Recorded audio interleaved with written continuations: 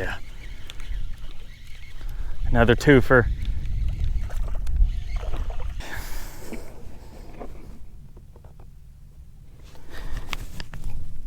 And there we go.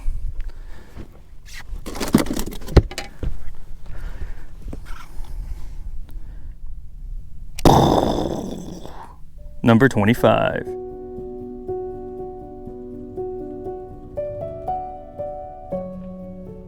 On November 20th, 2023, the new Louisiana speckled trout creel limit went into effect. Now we can legally keep a substantially less amount of speckled trout compared to before. Is this good or bad? In this video, I'd like to share some thoughts on this. What you and I are going to do first is recap what got us here in the first place. How did Louisiana's coast get to a point where the powers that be felt it was necessary to restrict the amount of speckled trout we can legally keep? We'll explore that question first.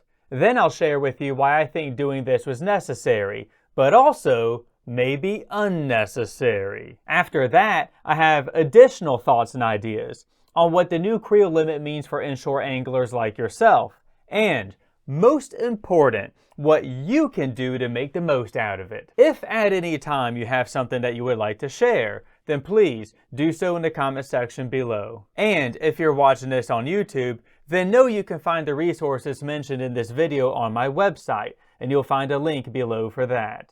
Where it all began in the first place. Where we begin is back when the fishing was significantly better, and the 2000s is a good place to start. Anyone who was regularly fishing back then can tell you how much better the speckled trout fishing was. Just look at this report posted by Captain Frank Moore on Rod and Reel in 2005. They limited out catching 100 speckled trout in the 1 to 3 pound range, with a few over 3 with lots of 2-pound fish. Now, that could easily be a fluke or a one-off trip, but if you look through the Internet Archive, or maybe you were just alive and reading reports in 2006, then you know that Frank Moore and others regularly posted reports like this one. Are you still not sure? Just check out this one reporting a limit of 75 speckled trout in Lake Robin by 9:30 a.m. in November 2005. Well, here and now,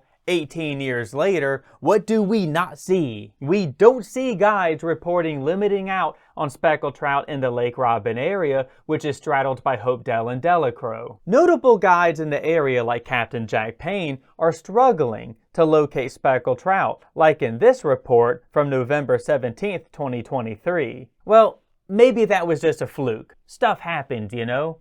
So let's look at a few more.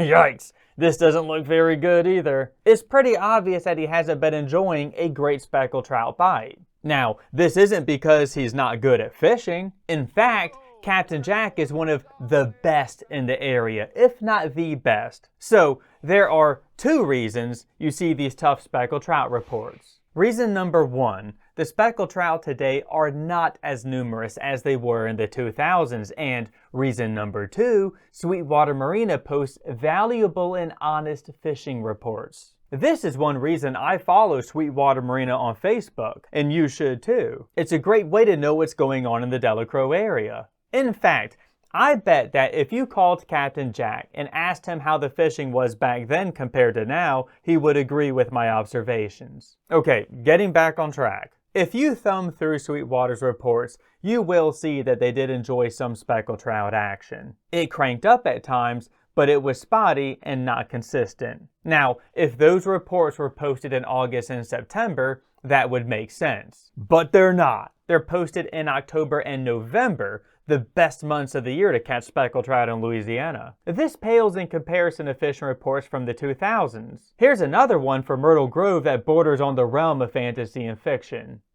Finally decided to hell with it. I need a fishing trip. Made a short 10-minute boat ride, and as we pulled into our first destination, we saw trout boiling the water all around us, chasing those little pot-bellied minnows. The first cast of the day was a doubleheader on 14-inch trout, and things never slowed from there. Everyone was slinging trout into the boat and hooting and hollering like a bunch of kids. At 7:22 a.m., we put number 125 in the box and called it a day. Sunday was an exact replica except with the addition of one extra person. To make a long story short, number 150 hit the box at 7:38 a.m. Now this is one hell of a fishing report, but hang on, there's more. Our catch Saturday was comprised of decent fish, but we kept a bunch of 12.5-inch fish just because they were flying in the boat so quickly. On Sunday, we called anything under 14 inches and still limited it out very early. We all know that people love bragging and may even embellish a little bit to show off to everyone, but I 100% believe this guy. To catch 100 speckled trout in November was not uncommon back then. It didn't happen every outing, but it certainly happened more than it does today, which is pretty much never. And people caught these fish without molded equipment. The fishing tackle and equipment back then was adequate, but nothing like what you see today. Many of us caught these fish without spot lock trolling motors, without GPS units, without mapping chips, without power trim, without smartphones, without all the things that make fishing so much easier today. Simply put, it was easier to catch fish back then because there were more of them in the water. Yes, there was more land, but not so much more land than what would be proportionate to the amount of fish we had then compared to now. But yet today, I find myself having to run farther and try harder to catch limits of speckled trout. Don't get me wrong,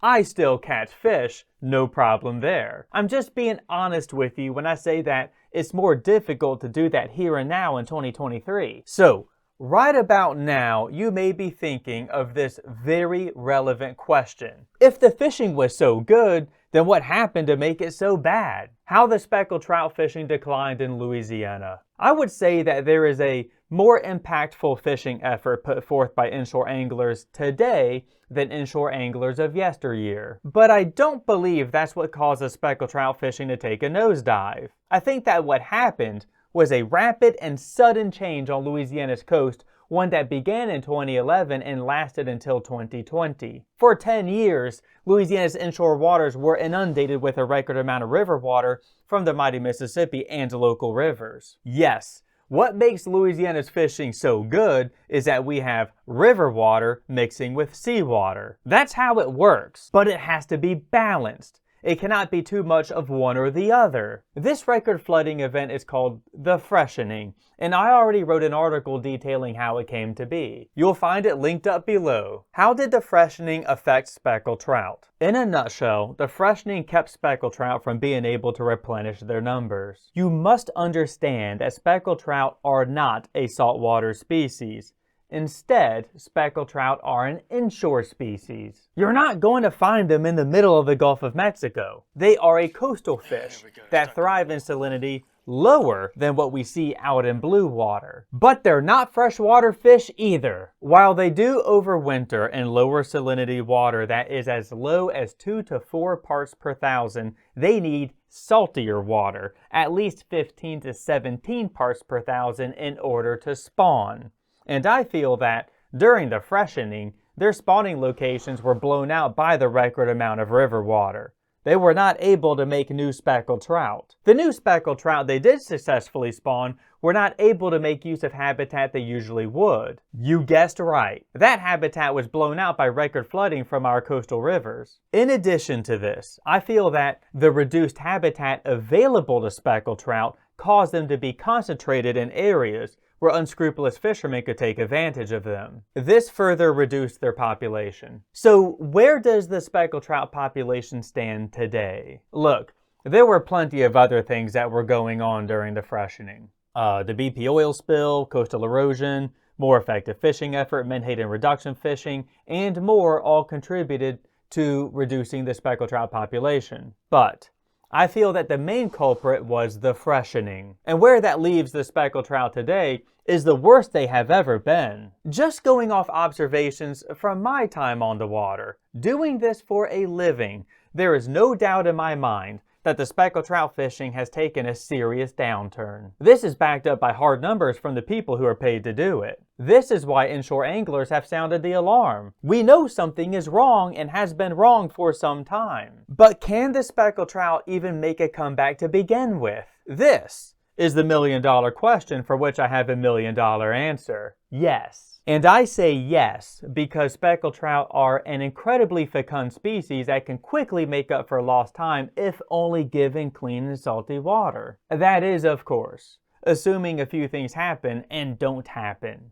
First off, we cannot have any crazy catastrophes like Arctic freezes, oil spills, any kind of massive fish kill, nuclear war, asteroid impact. You get it. Secondly, the Mississippi River needs to behave itself. We need the water to clear up and for things to salt up. This can only happen if the river goes down and stays down. I have great news. It has. It has gone down the soonest it has since 1988. I've documented this in an article that you'll find below, and just like the freshening, christened it with a name we can all use to talk about it more easily: the saltening. What is a saltening and how does it help speckled trout? Well, the name somewhat implies its character.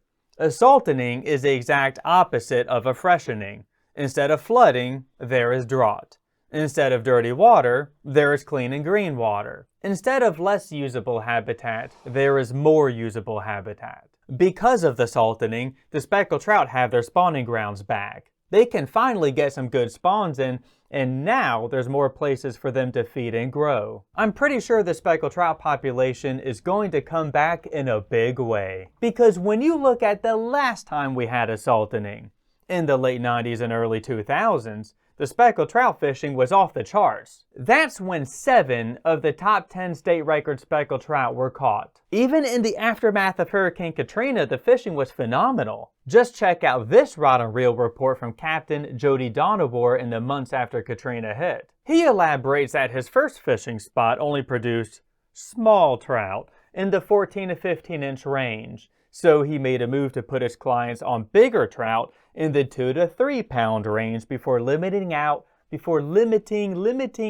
75 of them. But what I'm getting at here is the morsel he included in the last paragraph. The river is at a 10-year low right now. As long as it stays down, the fishing will be out of this world. So, the fishing was pretty dang good, and this leads us to our next question. Is it even necessary to have lowered the speckled trout limit? I would say most likely yes and maybe no. Given how low the speckled trout population has dwindled, it's better to err on the side of caution and do what we can as inshore anglers. It makes sense that leaving more fish in the water results in having more fish in the water, right? So yes, it makes sense to help the speckled trout recover their numbers by leaving them in the water to make more speckled trout. I think this could have an exponential effect and we will see a return on this investment. Or I could be dead wrong. Maybe this whole thing is completely out of our power. Maybe whatever changes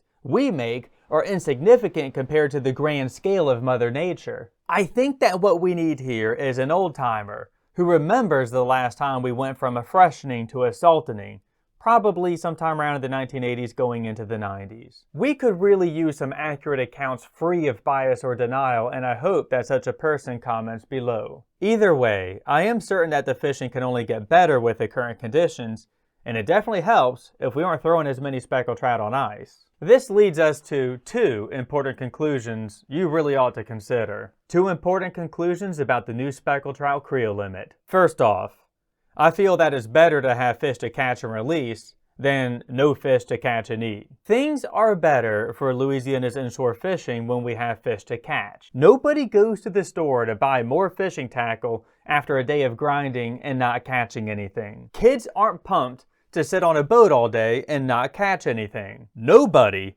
wants to pump $4 gas and launch the boat if they don't think they're going to catch. Go to any marina or tackle store and ask what business is like when the fishing sucks. They'll tell you that things are slow. Memories are made by going out there and having fun easily catching fish, not grinding for a few to eat. And, of course, you still get to keep speckled trout to eat. You can still load the box down. Nobody is taking that away. I feel strongly that the new creel limit will help the trout bounce back in a big way, which leads me to my second point. The fishing is going to become a lot better, and there will be anglers who capitalize on it, and then there will be anglers who are behind the power curve and miss out on the best fishing of the decade. That's because there will be new areas speckled trout will show up in, places they have not been in a very long time. There's a very real possibility that the best fishing of your life is in the years to come. That wall hanger of a lifetime is growing right now. You can be one of the first anglers there, or you can hear about it on Facebook after it's come and gone. Case in point,